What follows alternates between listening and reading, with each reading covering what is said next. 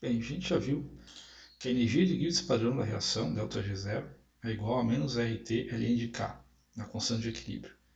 E a constante de equilíbrio é bem importante para a gente, né, porque ela nos dá a composição de equilíbrio. Né? Quanto, depois que a reação chegar no equilíbrio, a gente vai ter de produto ou reagente. E como eu já comentei, na maioria dos casos, né, o produto de uma reação pode ter uma importância biológica e tecnológica bem interessante. Né? Por exemplo, vamos supor que é um fármaco. Né? A gente quer saber, numa síntese, a quantidade de fármaco que a gente vai ter, dadas as condições da reação, no final da reação, né? Para ver se o processo acontece com um rendimento interessante, se é viável do ponto de vista econômico, etc. E tal. Então, agora a gente vai ver maneiras de como calcular o ΔG0, a energia de Gibbs padrão de reação. Então a gente tem a relação, né, ΔG0 com menos RTLN de K. E a gente viu que uma reação, por exemplo, entre A e B formando C e D, o ΔG0 é igual à soma dos potenciais químicos padrões dos produtos menos a soma dos potenciais químicos padrões dos reagentes. Isso é uma reação qualquer de A mais B formando C mais D. Mas em geral a gente não tem só dois reagentes e dois produtos, né? Então a gente tem que generalizar essa equação aí. Então aqui, nessa primeira equação, a gente tem a equação generalizada que eu tinha colocado ali na prancheta, né? O ΔG0 é a soma do potencial químico padrão dos produtos menos a soma do potencial químico padrão dos reagentes multiplicado pelos coeficientes estequiométricos. Estou usando aquela notação usando o Ni aqui para o coeficiente estequiométrico. Tá? Aqui, ao invés de potencial químico, eu botei energia de Gibbs padrão molar de cada um deles, tá? Que é parcial molar de cada um deles, que é a mesma coisa. Só que daí, né, a gente cai no mesmo problema das entalpias. Né? Assim como a gente não tinha como determinar as entalpias molares padrões dos substâncias, a gente não consegue determinar o potencial químico padrão das espécies. Então a gente tem que driblar, digamos assim, esse problema. Então, tem duas maneiras de driblar esse problema. Primeiro, a gente pode calcular o ΔH a partir dos valores da entalpia molar dos reagentes e produtos e das entropias molares dos reagentes e produtos. A gente pode calcular o ΔH padrão da reação como ΔH padrão da reação menos T vezes ΔS padrão da reação. Esse primeiro método aqui eu chamo de método mais trabalhoso, que primeiro a gente tem que calcular o ΔH da reação, como a gente já fez lá umas semanas atrás, bem no início, né? Usando o ΔH de formação das espécies todas. Daí sempre calcular o ΔH de formação dos produtos menos o ΔH de formação dos reagentes, para ter o ΔH da reação padrão. Depois a gente teria que calcular o ΔS padrão para a reação, usando as entropias molares das espécies, né, usando aquela entropia convencional definida pela terceira lei da termodinâmica, para finalmente a gente ter o ΔG padrão da reação. Então a gente teria que fazer um cálculo para o ΔH, um cálculo para o ΔS e depois esse cálculo aqui do ΔG por si.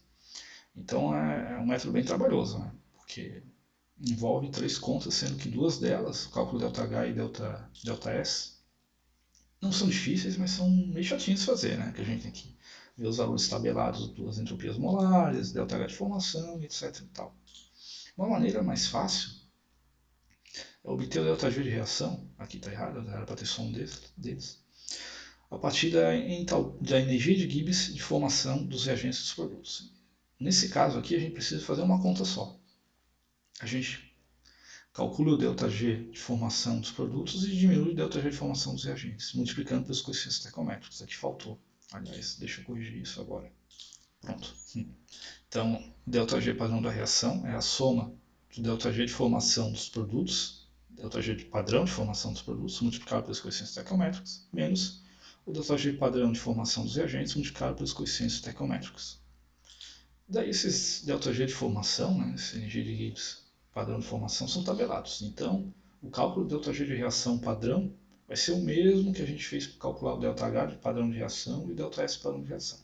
A gente vai lá nas tabelas do seção de dados do Atkins, pega os valores do ΔG dos produtos, ΔG de formação, pega o valor do ΔG de formação dos reagentes e monta essa equação, não esquecendo de multiplicar pelos coeficientes estequiométricos. Eu vou fazer um exemplo agora para mostrar como é que se faz, apesar de procedimento ser bem parecido, muito parecido, praticamente igual ao que a gente fez nos outros casos.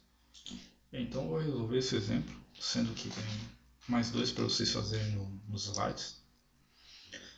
Determine a energia de Gibbs padrão da reação para a oxidação completa da sacarose, C12H22O11, por oxigênio, a dióxido de carbono e água líquida. Está aqui a reação.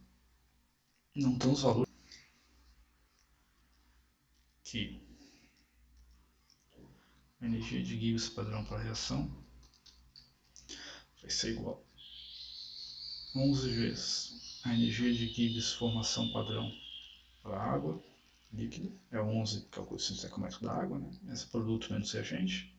A gente tem esses dois caras com produtos. 12 vezes o ΔG de formação padrão para o CO2 gasoso, menos o ΔG de formação padrão para sacarose, mais 12 vezes o ΔG padrão de formação para o O2. Beleza.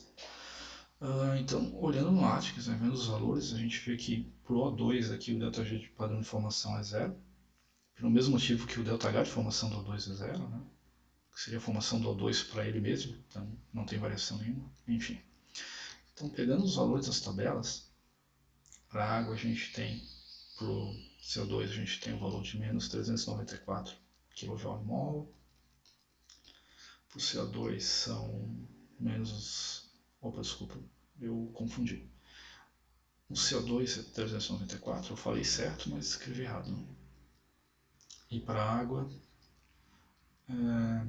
237, menos 237 kJ/mol, menos, aqui esse cara aqui é zero, e da sacarose é 1543 kJ. Lembrando que esse aqui é zero, que é uma substância simples. Ok, então a gente tem que ΔG padrão para reação. Fazendo toda essa conta aí, né? Desculpa, aqui tem um sinal de menos. Eita, estou cometendo um monte de errinho, né? Que é sinal de menos, então menos com menos vai dar mais. Tome cuidado com isso, não cometam o mesmo erro que eu. No final vai dar menos 5,79 vezes 10 na 3 kJ por mol. Então o procedimento é simples, é o mesmo que vocês já vinham fazendo para o ΔH e para o ΔS. E relembrando, tem dois exercícios nos slides para vocês fazerem envolvendo esse tipo de conta, para testarem, né, os conhecimentos antes de fazer a atividade.